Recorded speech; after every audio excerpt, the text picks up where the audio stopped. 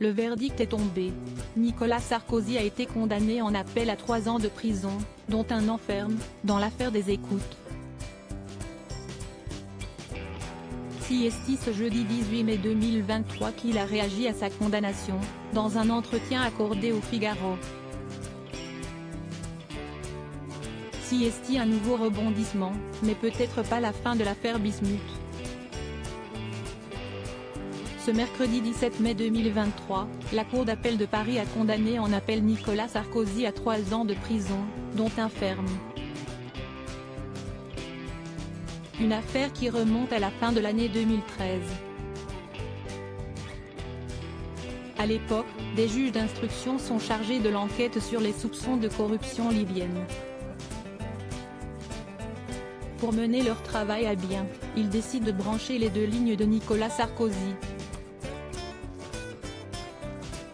C'est là qu'ils découvrent l'existence d'une 3e ligne, achetée en janvier 2014 et nommée Paul Bismuth.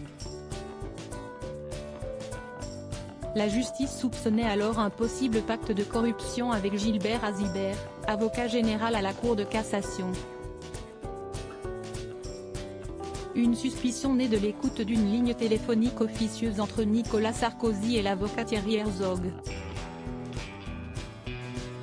Cette affaire des écoutes marque donc une condamnation inédite pour un ancien président de la République française. Ses avocats, eux, jugent ces écoutes illégales, portant atteinte au secret professionnel entre un avocat et son client. J'irai jusqu'au bout, affirme Nicolas Sarkozy. En revanche, Nicolas Sarkozy échappe à la prison. Il devrait plutôt être placé sous bracelet électronique à domicile et écoper d'une privation des droits civiques pendant 3 ans, le rendant inéligible. En première instance, Nicolas Sarkozy avait déjà été condamné à 1 an de prison ferme.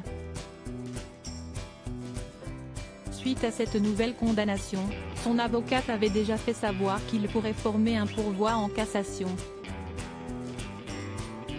Ce jeudi 18 mai 2023, c'est Nicolas Sarkozy lui-même qui a pris la parole face à nos confrères du Figaro. Il a confirmé ce pourvoi en cassation pour clamer son innocence. « Il n'est pas question que je baisse les yeux », affirme-t-il. Il ajoute: « J'irai jusqu'au bout, car je le répète, je n'ai rien fait de condamnable. » Toujours d'après lui, les principes de notre démocratie ont été foulés aux pieds. Affaire à suivre.